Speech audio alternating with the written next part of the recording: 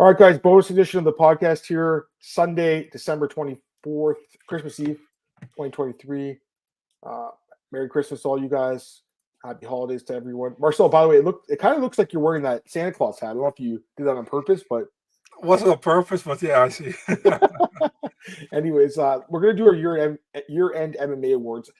The original plan, I told these guys right off the bat like an hour ago. I was like, we're gonna do it next week because Marcel is busy. Marcel is he's too busy for us today, but he decided to join the podcast. So let's just do the year-end awards. Go ahead. I told you if I see it and I have nothing to do, I will join. So you did, but at the same time, I didn't want to bother you today, so I just let you do your own thing. All right, let's get into it, guys. We're gonna go through our year-end MMA awards. Yeah, we'll do our year-end MMA awards for 2023. We'll go through the big categories. If you guys want to add categories as we do this show, it's fine. I think we do 15, 20 minutes here, and then we'll be good to go. All right, so let's just go through, Marcel. I don't even think we really need anything open. We can just talk about this, So let's start with Fighter of the Year, female and male Fighter of the Year. I think for me, Marcel, as far as female Fighter of the Year, I mean, this is kind of an obvious one, right? It's Alexa Grasso, right?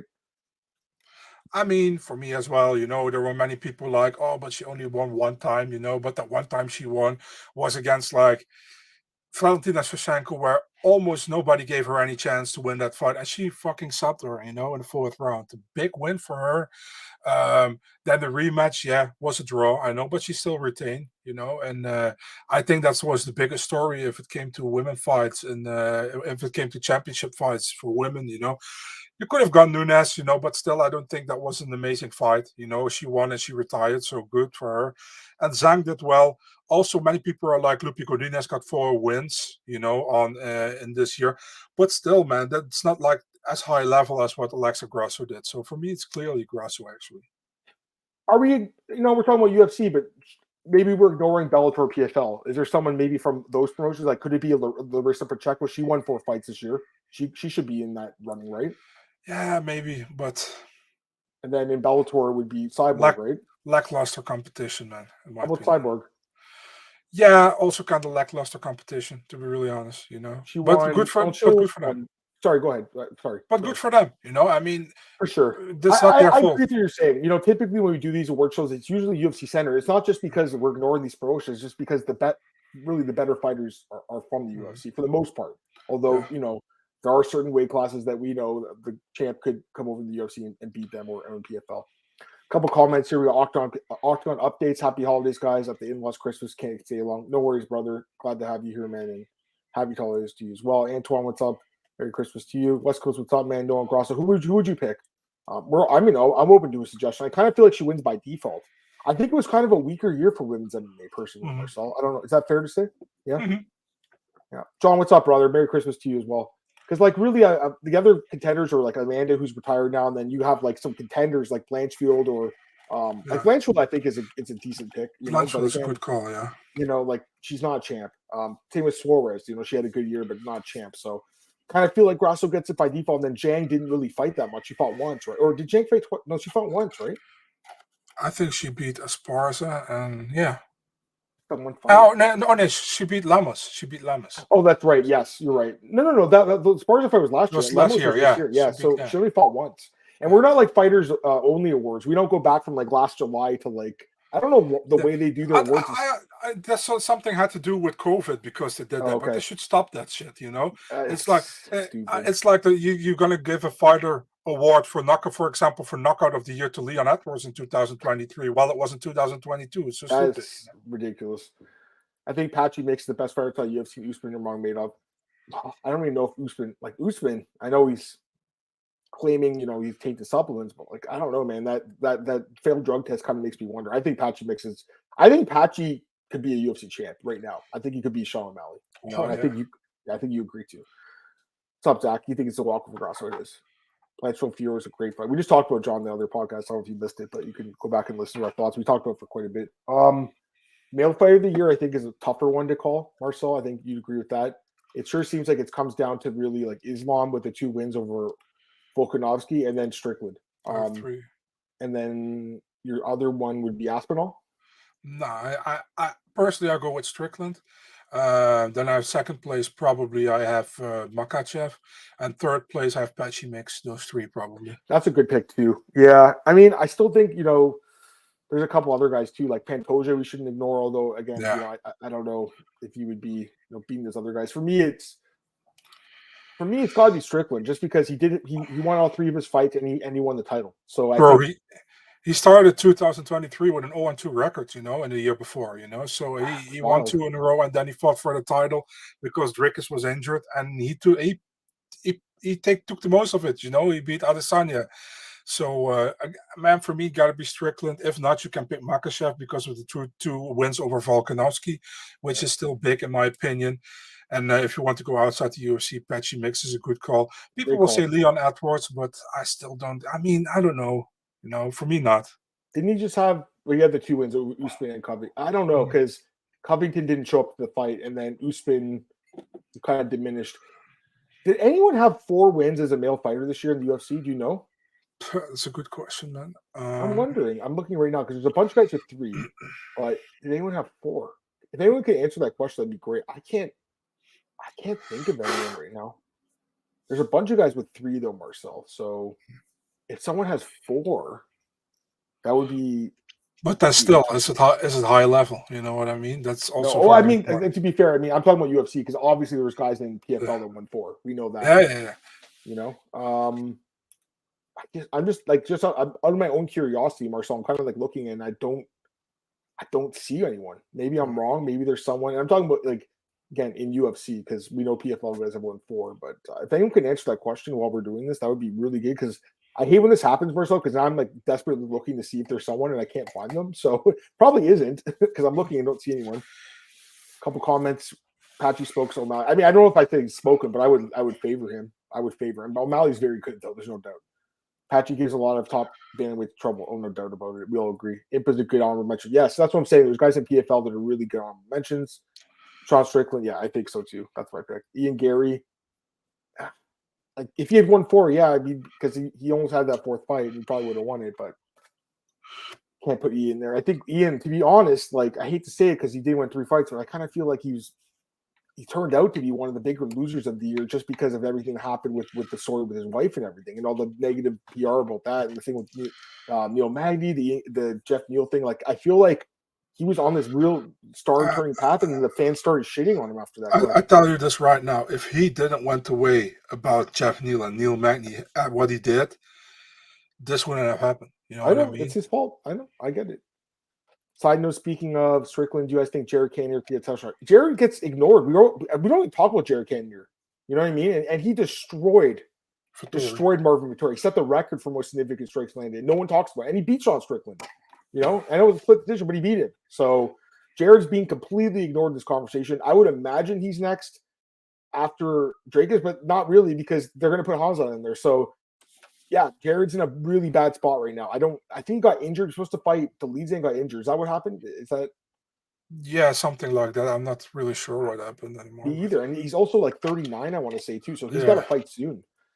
Merry Christmas, Dynamic. Doing my favorite podcast 2023. Dude, fucking hell yeah, man. Appreciate that. Thank you. That's really nice of you. Thank you. Came in late last video. You guys, how do you guys feel with Sterling Cater? I don't know if Marcel talked about it either. I like Sterling in that fight. What do you think, Marcel? I also like Sterling in the fight. Yeah. So we both think Sterling. Okay, so we got Fighter of the Year done. How about Fight of the Year? Fight of the Year. I know we touched on it last week a little bit. Someone had asked in the chat. I don't remember what we were saying, but that's got to be Makhachev and Volkanovski, right? The first one, right? Honestly, I was on that. Maybe it's recency bias. I go with Aldana Carusa. No, I don't think it's recency bias. That fight was fucking amazing. It was an epic fight. As far as women's fights go, that's one of the best of all time. The funny thing about it. Go ahead. The funny thing is, if you asked me before the fight, I was saying this is a beautiful 15-minute toilet break. You know what I mean? So yeah, I was really surprised, and all credits to them. It was so good. It was so good. Yeah, it was. I'm looking at Topology. It's number 27 on Topology. That's too low. That fight should be in the top 5, obviously. I don't really know. I'm looking at the Topology rank, and that Makhachev Volkanovski's one. I think it is because I think it was the most high level fight maybe I've ever seen in my life. It was so technical. That's the thing. Do you look at the importance of the fight, or do you look at how spectacular it was? It was still spectacular, don't get me wrong, but where do you take the both in consideration, or do you only look at the fight? Where do you? It's I think you have to take in all the factors into account, Yeah. and for me, it's just like I just like remember watching that fight, thinking, "Holy fuck! Like this is a super technical fight that's It was fun to good. watch, and that's super close and super competitive." For me, it's like how competitive the fight is too. That's why I think Carol Hosa and Aldana is up there too, because it's so like competitive, Yeah. right? So like if you look at the best fights of the year, a lot of these fights are like split decision type fights, because those are the best type of fights. The fights where the best type of fights to me, Marshall, are the ones where when it goes to the judges, you don't really know who's going to win. Like I because it was agree. so close and so good. Those are my favorites. I got to see Pantoja and Moreno live. That was a very good fight. Strickland Izzy, that was a pretty good fight. I think it's more of like best fight of the year, best fighter of the year award for me for sure. Breakthrough, Knockout of the year, Marcel. I mean, this could be recency bias for me, but I'm still going with Bryce Mitchell, Josh Emmett. Like that's my knockout of the year. Just the brutality of the knockout, the sheer brutality of it, the way he was just twitching on the ground. Josh Emmett basically saving his career, coming off the two losses, getting that knockout. That's the one for me. Again, I know it's in the same card as a recency bias thing. I agree, but at the same time, I don't know if it would change. What do you think? For me, that was also one of the best knockouts of the year. But I personally go for Bonfim against Terrence McKinney, one of the first cards of 2023. Amazing flying knee knockout. That's my pick for a knockout of the year. But hey, man, we have so many good ones. We have There's a lot of good ones this year, man. There really is. Pereira, Gaethje Poirier, fucking Ferreira against Michael Johnson. There's so many. Like I'm looking at the list right now on Tabology. Like there's a bunch that we didn't even talk about. Like I know we talked about some last week, but like there was other. I missed like Brian Battle versus Gabe Green. That was a great knockout. True. What's another one? The two body slams recently. Of course. Right. The Benoit Saint-Denis fight with Favola, even Favola against Dober. Like that's another one. Yeah. Bo Nickel versus Woodburn. I mean that was fucking crazy too. There's so many. Oh, David Onama versus Gabriel Santos was a good one too. I mean, there's a lot of good knockouts this year, man. There really is. That Trevor Peak fight was this year. That was like Hammer Fist. That was this year. Oh yeah, that was this year. Yeah. That's crazy. How about that Nursultan Ruzabayev guy? That guy with that crazy knockout. Yeah. Against Ferreira. Robocop, right? That was this year too. I mean, there's a lot of good ones this year. I think this is the most competitive category. We talked about a bunch last week. Obviously, Poirier, Gaethje, Kopylov, and Ribeiro. There's so many good ones. There's a lot, right, Marcel? So Derek Lewis, there's always a lot of good knockouts. Is probably more difficult to pick normally than submission, for example. But I agree with Reg. I mean, the Josh Emmett one was the one that really woke me up, and that's the one where I got text messages from my friends saying, "Holy fuck, did you just see that knockout?" You know what I mean? That's that one. When you get those ones, it's good. So that was for me. That was my top one. And then for submission of the year, I mean, this one, like, it's also like there's some good competition because I kind of feel like based on like just the importance, Marcel, it's got to be Grasso, right? Submitting Valentina.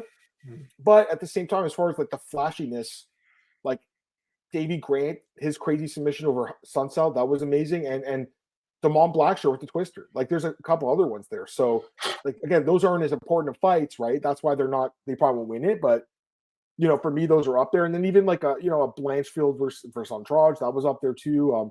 The Kevin Lee fight with Pakradinov, the sub and club, the club and sub, I should say. And then how about Gavin Tucker and Diego Lopez? That's up there too, right? Yeah. Josh Kula versus Melsik Bagdasarian. How about Tai Tuivasa versus Volkov? Like there was a lot of good subs too. Give me your thoughts.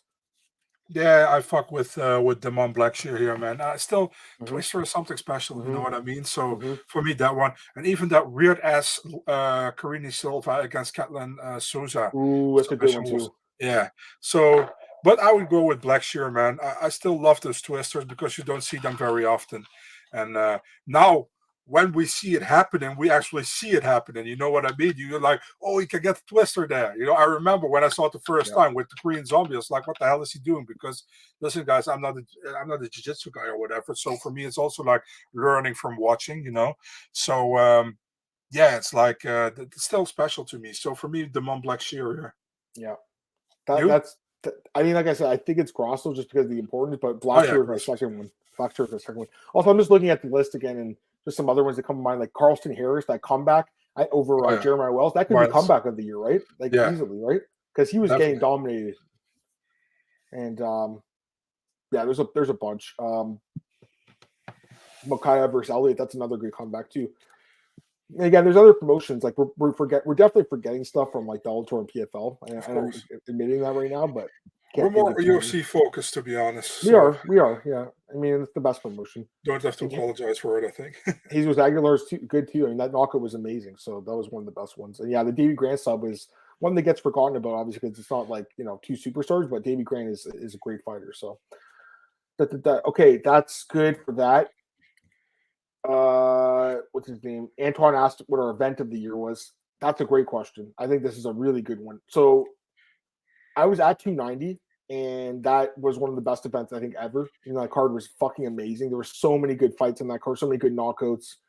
Again, you had Aguilar's knockout, you had Robbie Lawler getting a knockout, Denise Gomes getting a knockout, Bo Nickel getting a knockout, Duplessis getting a knockout, Volkanovski getting a knockout. Like, there were so many knockouts in that card, Marcel. And then you had some really good fights in that card too, right? Like Turner Hooker was a great fight, Moreno Pantoja. And then it was just an amazing card. So that would be like what up there for me. But I gotta be honest, like my favorite, there's two, I think. Like that was up there. And again, I was there, so I'm a little biased. But for me, there's two. There's two that really stand out. Okay. The first one would be 291, the next card. Because again, that card in Utah, you had Gaethje Poirier, Pereira, Blachowicz, Derek Lewis, DeLima, Green, Ferguson, Holland, Chiesa. You also had like Kopylov, Ribeiro, Medic, Summelsberger. Like that card was fucking amazing. I just love that card. And also the one from a few weeks ago, guys, the one in Austin with all those bonuses, with the body slams, with the 10 finishes, I think it was. That card to me is up there too. So best fight night of the year is UFC Austin. Best paper of the year is, I think, either 290 or 291. And I'd like to hear your thoughts, Marcel. So yeah, I'm going with UFC Austin as fight night, best fight night of the year, and I think I'm going with UFC 295 as pay-per-view. That's another. I mean, I completely forgot about that one. That was fucking amazing too, right? Yeah. So I think 290, 291, and 295 were great. Those three were great. I mean, 290 International Fight Week, the one where you were, was really good. Even the fucking Salt Lake City one, in 291, where everybody's always gassing, that was a great one.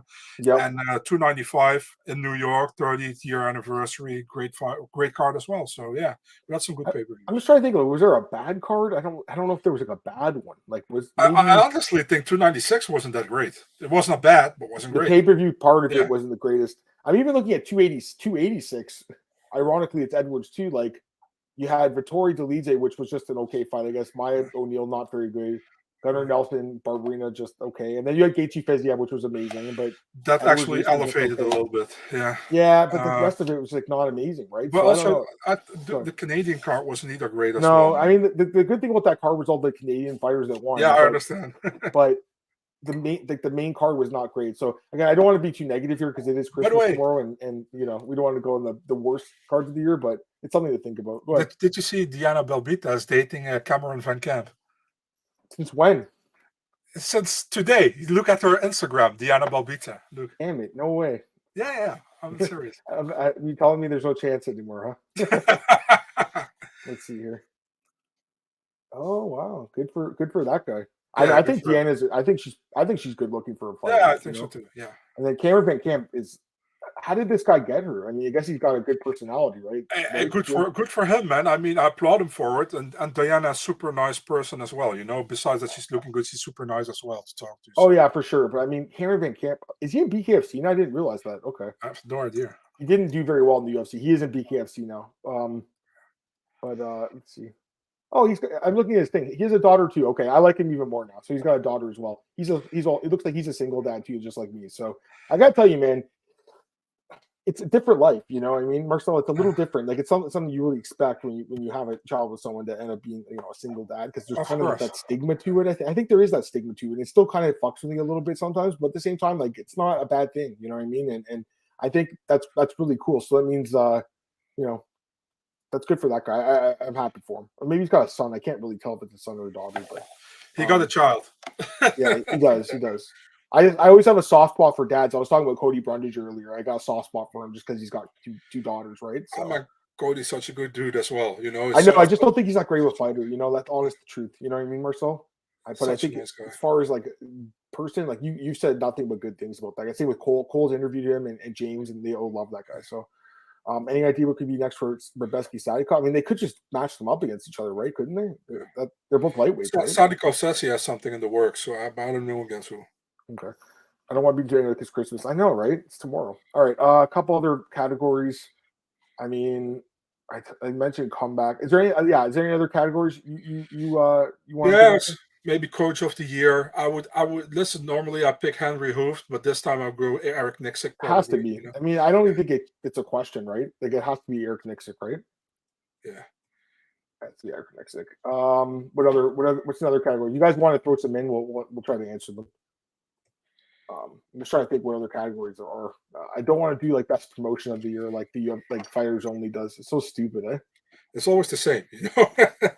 It's the dumbest. The promotion of the year, leading man of the year, journalist of the year, always the same people winning. So yeah, no, for sure. I mean, and I got to be honest, you know, I'm really disappointed Ariel won this year. I don't think he deserved it at all. I think Aaron should have won, or I think Nolan should have won. And I was disappointed that they gave it to Ariel by default again. You know?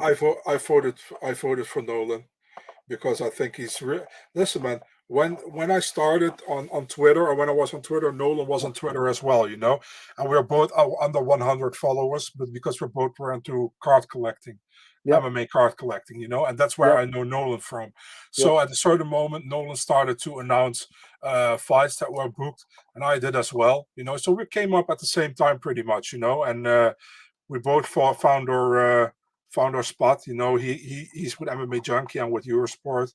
So it's cool, man. I always respected Nolan. I know he always respected me as well. We talk often. So really cool guy. And also shout out to Aaron Brandstatter. You know, Aaron Brandstatter is like a super good guy as well, hard worker.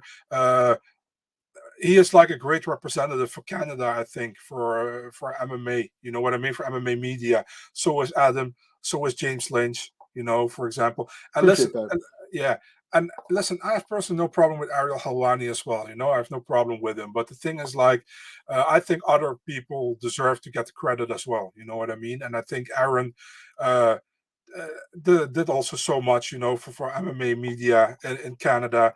I really like his interviews all the time. You know, he's like he's just like he doesn't try to how do you say that, to instigate stuff, you know what I mean? He's just like asking questions, being cool, and he's always nice to me as well, you know. And listen, man, there's nothing to do with being nice to me if you should win or whatever, you know. But it's a nice thing when it doesn't hurt. It doesn't hurt, right? You know, when people are nice, you know, you are more like, yeah, it's cool if you win. So, and I gotta say, Ariel hasn't been not nice to me or whatever, you know. He's all if I talk to him in DM, which doesn't happen often, you know, he's always been nice to me. Sure. But I hope to see. Listen, and I also think it's like at a certain moment. I mean, I understand Helwani is like a certain standard, but at a certain moment, it's also fun to see other people win. You know, maybe fuck it, man. Maybe call it the Ariel Helwani Journalist of the Year trophy. You know, yeah, they should just call it. You know what? That's actually a great idea. Like at this point, just retire him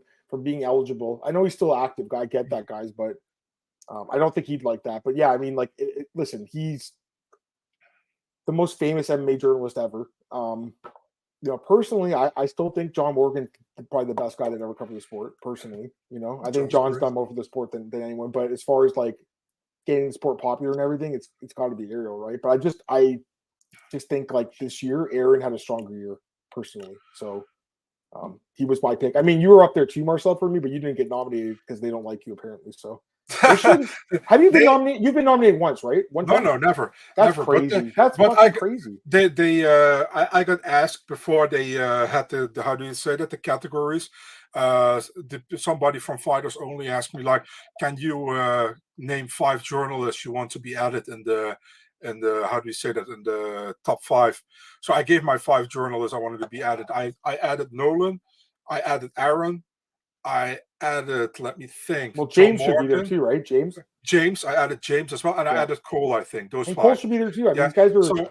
doing a But good I'm not going job. to add myself. I'm not going to add myself. I You know get what that. I mean? wouldn't So, either. I mean, I've never been in the running, and I shouldn't be. But I'm just saying, like, I wouldn't add myself either. You know, when I first started this Marcel, I always wanted to like be one of those top guys. You know, but I I don't understand. care anymore. For me, it's just about making a living and enjoy the sport. The You know, thi- like go ahead.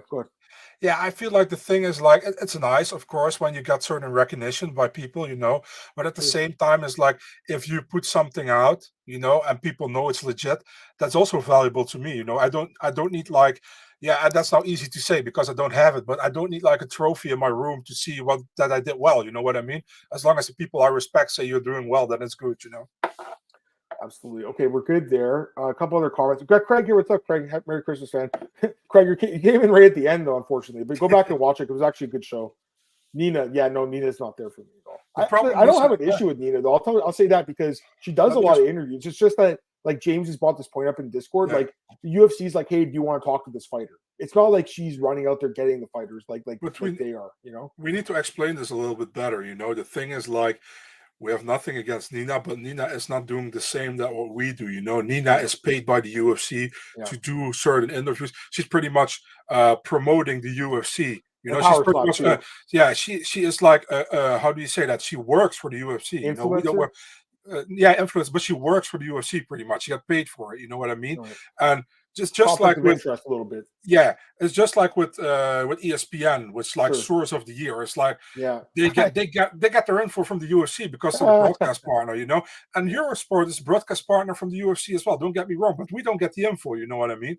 So it's like that's not like comparable to what a James Lynch does or Aaron Bronstetter does, or Nolan King does, or John Morgan does. It's not the same. You know what I mean? So there's no disrespect from my side towards Nina Marie Danielle or whatever, but she's in a different spot than we are or whatever, So what she does, all respect to her, she can do what she wants, but you cannot compare. For example, the Helen Yee and Danielle. Nina Drama and Helen Yee are not in the same category of what they're doing, Helen is trying to do a journalistic work with interviewing, and Nina is like trying to do with influencer stuff and doing it for the UFC, So that's pretty much where is a little bit of the difference. But hey, as long as you find your spot and you're happy with it, I'm all good with it, Totally fair. All right. We got a couple of comments. Yeah, I kind of agree with that. I agree with Zach's comment there. Do you know Nina was a playwright? Yeah. Google it. I mean, hey, nice pictures. I'll take that. I had no idea. Oh yeah. Oh, you could. I think she's fully nude. Pretty sure. You seriously believe that I had no idea? Okay. Oh. Okay. You're like you, Marcel? No. I have no idea. Biggest MMA jerk off journalist of the year, Marcel Dorff, #1. We should do that category next year. Jesus. Oh my God. The two ring card. You know what? It's actually interesting because it's kind of going under the radar a little bit. I know people talked about Brittany, but Ariane did retire, Marcel. I told you that. Dana said that, and now she's retired. She also has a kid, I think, which makes sense. She's like 39. She looks so good, man, for her age. My God. I met both of them in Toronto once, and they're both they're just gorgeous women, like absolutely beautiful, as you guys know. I wonder who they're going to hire, though. Sorry, go ahead. What were you saying? I said Adam got sandwiched. Yeah, I got sandwiched between them. Yeah, and I was hating it. I was like, please get me out of here. Listen, I'm actually curious who replaces them because, like, you know what? You're going to laugh, but they should probably be in the Hall of Fame, both of those girls. Would you agree with that? That probably will be, man, because as a contributor or whatever, you know what I mean? Exactly. Because, they probably will be. I have no problem with it. I think some MMA sites made it a little bit too much, like, oh my God, they're retiring. It's like, I'm like, okay, cool, It's like, no, and they got a lot of replacements. You got that Red De La Cruz girl, which kind of looked like the younger sister of Ariane. I know, I was getting confused sometimes. And then what's the other girl, Vanessa Hansen? Yeah, Vanessa Hansen. You got what's the blonde one? Christy Blair. They came from Strikeforce. Those two, they were Strikeforce. Yeah, and you have those Brazilian ones. You have the Carly Baker. Andrade, I guess, would get elevated. She's. I mean, listen, like, there's a reason they're ring card girls, and there's a reason why we're doing this podcast. Let's just say that, Marcel. Yeah. So they're all very, very, very good looking. I think you got the other girl, the dark one. I forgot her name. Brooklyn Wren, I think that's Yeah, her you name. know it Yeah. exactly, of I course. know, Yeah, of course I know. Come on, of course I know. yeah. I pretended I didn't know just now. No, this time I forgot her name. But you got a lot of replacements, I mean, Replacements. yeah. How do you Short notice replacements? Yeah, short notice replacements. But I mean, yeah, it's like Ariane was kind of the standard. What about Ross Pearson's wife? Is she doing it, or she just was like, Christy Pearson? Something. Yeah. Well, it's Pearson, I think. But yeah, Yeah.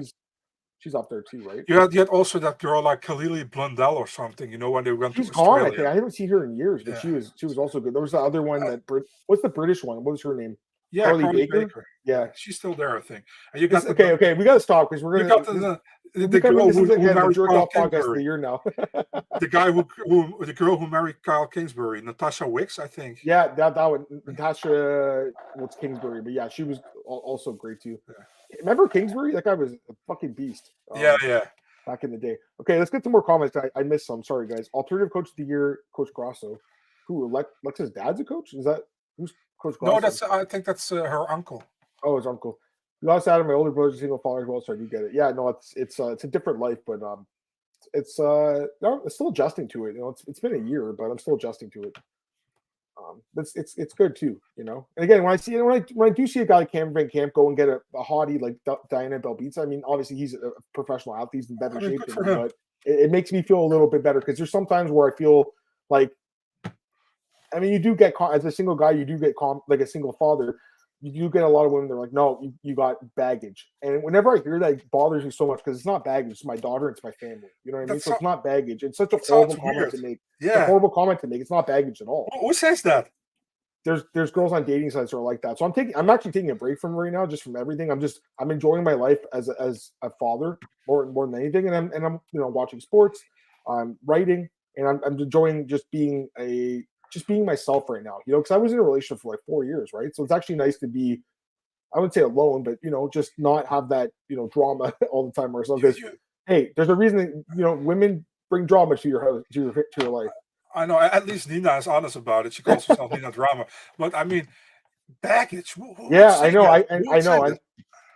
Well, I did get that comment, and I told the girl she was an asshole, and she reported me on this site, which is hilarious. And then they messaged me saying you shouldn't say this. Like nothing happened, but I'm like, whatever. She is an asshole. Like I don't think I said anything wrong. I'm like, because it's like saying like, oh, you have family. That means it's baggage. Like that's stupid. You know what I mean? So, anyways, but again, that's how people think, right? And the thing is, guys, like no, we're getting into life discussions, but like, listen, like. Online dating is kind of like where people meet. I saw some stat like where like it's like 60% of people meet online now, and that's where I met my last relationship, right, online. But I think Marcel, like, and there's nothing wrong with it because like it's an easy way to meet people, obviously, especially when you work from home like me.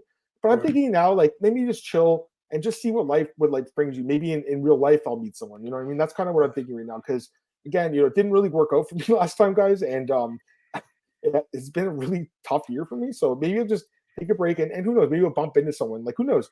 Maybe I'll get my kid into like soccer or swimming or something and meet another single parent there. You never know. You know what I mean? So yeah, we're getting into like really deep life discussions. Not really what I want to think of, but I definitely think it's worth talking about. So, but yeah, hey man, I'll tell you right now, despite everything that's happened in the last year, guys, with me, I don't regret having a daughter at all. She's the best thing that's ever happened in my whole life. Of course, best thing ever.